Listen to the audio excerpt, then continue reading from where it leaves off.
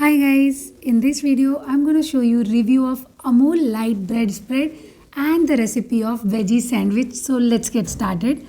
This 200-gram jar has MRP of rupees 96, but you can get this one from Amazon for just rupees 85 and it has a shelf life of 9 months.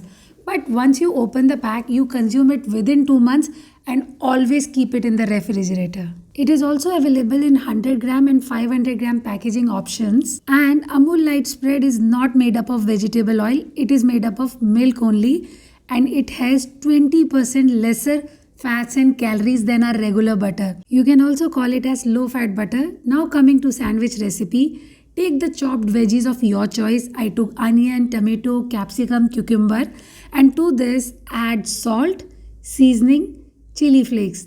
That's it. Now give it a good mix. Now spread Amul Lite butter on a bread slice. Keep the stuffing. Now you can grill this or simply toast it on tawa, and within 5 minutes our crispy veggie sandwich is ready.